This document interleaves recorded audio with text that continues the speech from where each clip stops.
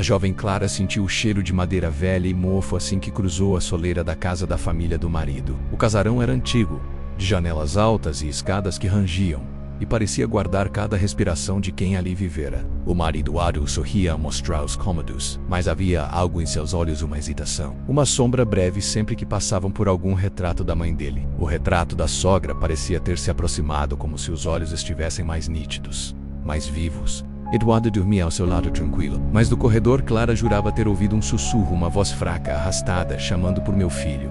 Os retratos estavam por toda parte. Pinturas e óleo, emolduradas em dourado envelhecido, retratando a falecida matriarca em diferentes fases da vida. Havia uma na sala de jantar à escada, outra no quarto de hóspedes. O marido dizia que era culpa da madeira antiga que se dilatava com a umidade. O piso estalava diferente sob seus pés. As janelas se fechavam quando ela passava. Os espelhos, mesmo cobertos, deixavam ver sombras que não estavam ali. Quando conseguiu se libertar, o quarto estava escuro demais, o ar gelado, e uma respiração arfante ecoava de algum lugar não próxima, mas como vinda das paredes. Uma senhora no mercado murmurou algo ao vê-la. Você parece com ela. A anterior, a primeira esposa, Clara congelou. Nunca soubera de outra mulher antes dela. Uma menha. Ao acordar, encontrou na mesa um bilhete em caligrafia antiga. Não é lugar para você. Vá embora antes que seja tarde. Eduardo negou ter escrito. Quando confrontou Eduardo, ele hesitou por um segundo suficiente para que a verdade se insinuasse. Um homem chegou a dizer: achei que vocês tivessem se mudado. Tentou abrir a porta da frente, mas a fechadura girava em falso. Correu pelas escadas, mas a casa parecia maior, como se os corredores se multiplicassem. Retratos surgiam nas paredes, mesmo onde antes não havia. Todos com os olhos fixos, inquisidores, ameaçadores. Mas ao olhar com atenção, Clara viu. Por trás da imagem da sogra havia outro rosto, mais jovem, mais assustado. Mas toda noite, às 3h20 da madrugada, as luzes piscam por alguns segundos.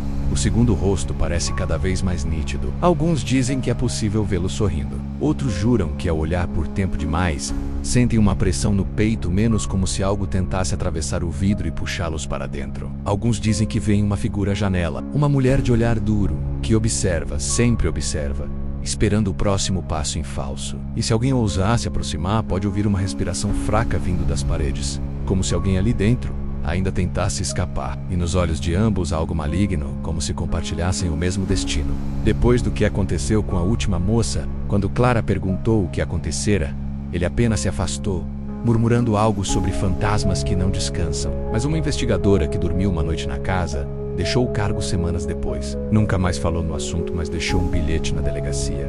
Ela está lá, e não está sozinha. Não há registro de sua saída, apenas de sua presença. Sempre observada, sempre julgada, para sempre ao lado da sogra. Eduardo não estava na cama. Seguiu os sons até o quarto de hóspedes. A porta estava entreaberta. Lá dentro, Eduardo ajoelhado diante do retrato da mãe, murmurando: ela não entende, mamãe, mas você sabe o que é melhor para mim. Foi um noivado antigo, disse, mas seus olhos evitavam os dela. Eduardo no banheiro jurou não ter ouvido nada. O portão da casa estava trancado por dentro. A polícia foi chamada, mas não havia sinal de luta. Nada além da casa em silêncio, exceto por um som distante de talheres tilintando na cozinha. Mas agora, cada um deles mostra dois rostos. Um, rígido e severo, da sogra. O outro, cada vez mais parecido com Clara. Os olhos arregalados, presos eternamente em um grito que ninguém ouviu. A escuridão era espessa. Ao acender a luz, viu marcas de mãos nas paredes de cimento, pequenas. Desesperada, que era possível ouvir passos no andar de cima mesmo quando a casa estava vazia. Uma criança contou à mãe que viu uma mulher chorando pela janela, mas que o rosto dela estava apagado, como se alguém o tivesse esfregado com força. E no chão, uma moldura quebrada, menos o retrato da sogra com o rosto riscado. Mas agora, ao lado dela, um esboço inacabado de outra mulher. A mulher estava de costas, mas Clara reconheceu o penteado que usava todos os dias. E os retratos estavam mudando. Um sorriso antes suave agora parecia zombeteiro. Um olhar antes melancólico agora era de desprezo. Mas certa tarde, quando ficou presa no sótão, ouviu do outro lado da porta uma voz sussurrando: você nunca será boa o bastante para ele. Mas quando chegou lá, a cozinha estava vazia. A luz oscilava. Os talheres estavam dispostos na mesa como para duas pessoas. Trabalhava o dia todo e à noite apagava-se em um sono profundo. Clara tentou gravar os sons noturnos, mas os áudios saíam distorcidos, um ruído grave, quase uma respiração.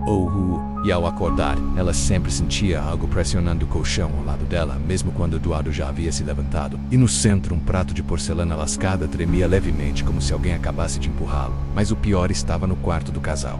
Um retrato grande, quase do tamanho da parede, com os olhos da sogra fixos, como se seguissem Clara a cada movimento. Ele riu, dizendo que a mãe era muito querida e que seria falta de respeito escondê-los. Clara não insistiu, mas ao virar de costas, viu o retrato na escada inclinar-se levemente, como se tivesse escutado a conversa. Na primeira noite, Clara acordou com a sensação de estar sendo observada. No dia seguinte, Clara perguntou ao marido se podiam cobrir os retratos. Durante a madrugada, Clara ouviu talheres batendo na cozinha. Levantou-se, pensando que Eduardo talvez estivesse com fome. No banheiro, o espelho embaçado revelava algo estranho. Ao limpar com a toalha, Clara viu seu próprio reflexo.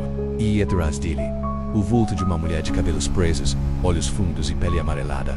Quando se virou, não havia ninguém, mas o espelho trincara no canto, exatamente onde o reflexo da mulher estivera.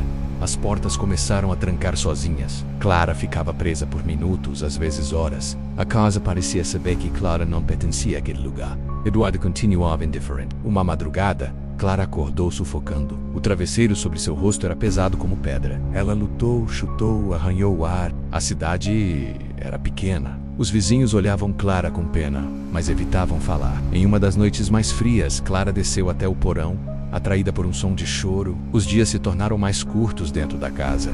A luz não entrava direito. Clara começou a esquecer horários. Sentia-se constantemente observada. A vizinhança começou a cochichar. As pessoas atravessavam a rua ao vê-los.